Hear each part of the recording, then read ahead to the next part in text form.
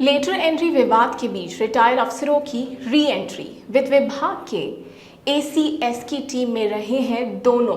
Letter entry को लेकर केंद्र सरकार विवादों में आई तो आनन फानन में आदेश वापस ले लिया, लेकिन इसके बावजूद राजस्थान में अफसरों के चहेतों की रिटायरमेंट के बाद भी मनचाही जगहों पर पोस्टिंग दी जा रही है। हाल ही में वित्त विभाग से रिटायर हुए 2 अफसरों की हाथों हाथ सरकार में पुनर्नियुक्ति दे दी गई है। सरकार के पावरफुल अफसर किसी मंत्री या मुख्यमंत्री से भी ज्यादा प्रभाव रखते हैं। सरकार के मंत्री भले अपनी पसंद के अफसर नहीं रख पा रहे हों, लेकिन ये पावरफुल अफसर जिस पर हाथ रखते उनके वारे नारे हो जाते हैं। इनका रुतबा ये है कि उनके चहेते अफसर रिटायर हो जाएं तो भी उन्हें हाथों हाथ सरकार में नियुक्ति दिलवाने की ताकत इनके पास है। वित्त विभाग से हाल में रिटायर हुए 2 अफसर सरकार में फिर से नियुक्ति पा गए। इनमें एक रिटायर्ड आईएएस नरेश ठकराल है और दूसरे वित्त विभाग में संयुक्त सचिव पद से रिटायर हुए हृदय जुनेजा हैं। दोनों अफसर लंबे समय तक वित्त विभाग के एसीएस अखिल अरोड़ा की टीम का हिस्सा रहे हैं। अरोड़ा की टीम के खास रहे नरेश ठकराल पिछले महीने ही रिटायर हुए हैं और रिटायर होने के चंद दिनों बाद उनकी नियुक्ति प्रोजेक्ट मॉनिटरिंग सेल में किए जाने की सूचना आ गई और अब वित्त विभाग में सालों तक काम करने के बाद रिटायर हुए अरोड़ा के एक और भरोसेमंद अफसर हृदय जुनेजा को 16वें वित्त आयोग में ओएसटी के पद पर नेतानी के आदेश जारी हो गए हैं। न्यूज़ नशा की इस रिपोर्ट में आज सिर्फ इतना ही। फिर मिलते हैं एक नई रिपोर्ट के साथ। आप देख रहे हैं न्यूज़ नशा। कल जब मैंने इस बात का मैंने विरोध भी किया था कि लेटरल एंट्री में आरक्षण के प्रावधानों का ध्यान नहीं रखा गया है, उस वक्त साथ ही में मैंने इस बात को भी कहा था कि मजबूती से सरकार के समक्ष, मेरे प्रधानमंत्री जी के समक्ष मैं इस बात को रखने का काम करूंगा। प्रधानमंत्री जी के समक्ष मैंने इन बातों को प्रमुखता से रखा। उनके संज्ञान में अनुसूचित जाति, जनजाति, पिछड़ा वर्ग के लोगों के तमाम चिंताओं को मैंने रखने का काम किया। निजी क्षेत्र में आरक्षण की व्यवस्था नहीं है, ऐसे में सरकारी क्षेत्र में कोई भी नियुक्ति होती हो, किसी भी तरीके की नियुक्ति होती हो, ऐसे में सरकार को आरक्षण के नियमों का पालन करना चाहिए। विपक्ष जो आज की तारीख में इसको लेकर हो हंगामा खड़ा करने का कार्य कर रहा है, ये प्रेसिडेंट्स भी विपक्ष की सरकारों के दौरान ही खड़े किए गए हैं। इन्हीं लोगों ने कई ऐसी नियुक्तियां की हैं।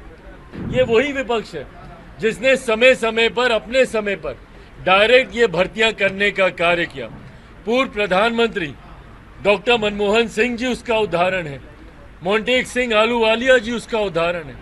कई ऐसे नाम हैं जो इसके उदाहरण रहे हैं। और जहां एक तरफ मैंने अपनी आपत्ति को दर्ज कराया था, वहीं दूसरी तरफ ये विश्वास भी मैंने मेरे प्रधानमंत्री आदरणीय नरेंद्र मोदी जी के पक्ष में जताया था कि सामाजिक न्याय की लड़ाई में मजबूती से समाज के हर वर्ग का ध्यान देने की दिशा में अगर आज की तारीख में कोई एक नेता, कोई एक व्यक्ति कार्य कर रहा है तो वो हमारे प्रधानमंत्री आदरणीय नरेंद्र मोदी जी ही हैं। ऐसे में कल जब मैंने इस बात का मैंने विरोध भी किया था कि लेटरल एंट्री में आरक्षण के प्रावधानों का ध्यान नहीं रखा गया है, उस वक्त साथ ही में मैंने इस बात को भी कहा था कि मजबूती से सरकार के समक्ष, मेरे प्रधानमंत्री जी के समक्ष मैं इस बात को रखने का काम करूंगा। सरकार का अंग हूं, कई ऐसी बातें हैं जो सार्वजनिक तौर पर कहने में मैं सामर्थ नहीं हूं। सरकार का अंग होने के नाते सरकार का संरक्षण करने की भी बड़ी जिम्मेदारी मेरे कंधों पर है। पर हाँ, कई ऐसे विषय हैं जहां पर असहमति होती है, पर असहमति को दर्ज कराने के लिए भी सरकार के भीतर मुझे एक मंच मुहैया कराया गया है, जहां पर अक्सर ऐसे विषयों को प्रमुखता से मैं रखने का काम करता हूं। जैसे ही ये लेटरल एंट्री वाला मामला हम लोग के संज्ञान में आया, उसी वक्त से मैंने लगातार अलग अलग जगहों पे कंसर्न अथॉरिटीज के सामने मैंने अपने इस विषय को रखा। प्रधानमंत्री जी के समक्ष मैंने इन बातों को प्रमुखता से रखा। उनके संज्ञान में अनुसूचित जाति, जनजाति, पिछड़ा वर्ग के लोगों के तमाम चिंताओं को मैंने रखने का काम किया। लगभग पिछले 1.5-2 दिन से लगातार मैं खुद प्रधानमंत्री जी के और प्रधानमंत्री जी का कार्यालय मेरे संपर्क में रहा। उन्होंने इस विषय से जुड़े हुए हर बिंदु पर मुझसे चर्चा करने का उन्होंने काम किया।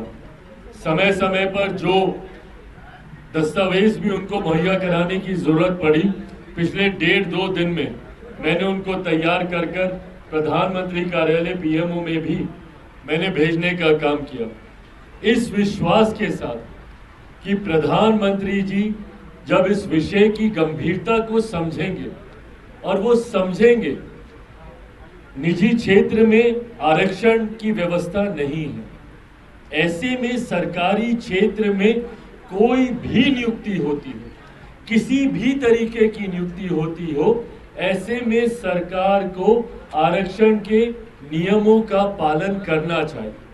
ये मांग लोक जनशक्ति पार्टी रामविलास की रही है हमेशा से।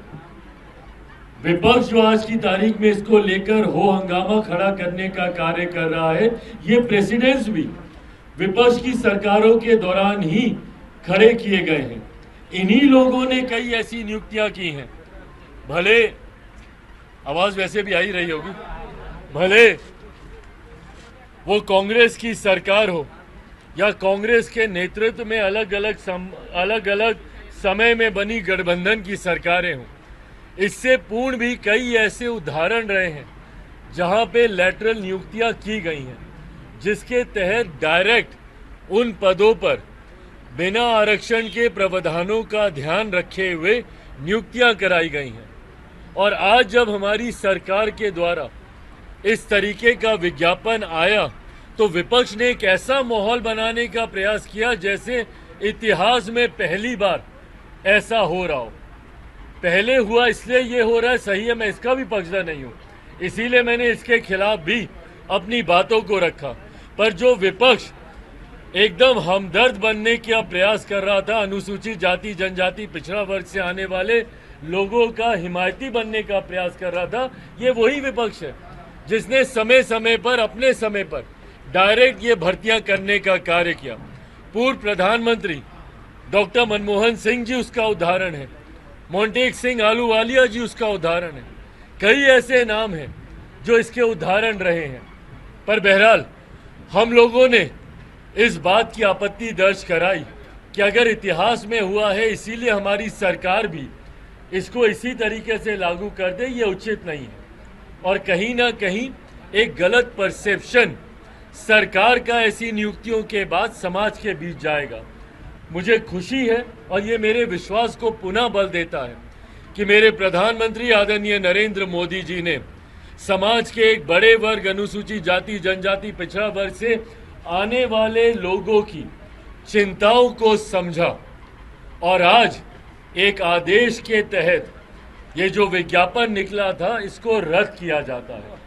मैं, मेरी पार्टी लोक जनशक्ति पार्टी रामविलास, मेरे प्रधानमंत्री आदरणीय नरेंद्र मोदी जी का धन्यवाद देती हूँ और मैं समाज की तरफ से अनुसूचित जाति, जनजाति, पिछड़ा वर्ग से आने वाले लोगों की तरफ से भी मेरे प्रधानमंत्री आदरणीय नरेंद्र मोदी जी का मैं धन्यवाद करता हूं कि उन्होंने एक बड़े वर्ग की चिंता को सम्मान देने का काम किया और जो ये नियुक्ति निकाली थी उसको रद्द करके पुनः उन्होंने इस समाज का विश्वास जीतने का काम किया।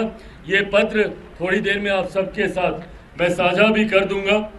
इस पत्र के माध्यम से यूपीएससी चेयरमैन को ये निर्देशित किया जाता है डॉक्टर जितेंद्र सिंह जी के द्वारा, जो कि एमओएस है पीएमओ के, उनके द्वारा ये निर्देशित किया जाता है चेयरमैन यूपीएससी को।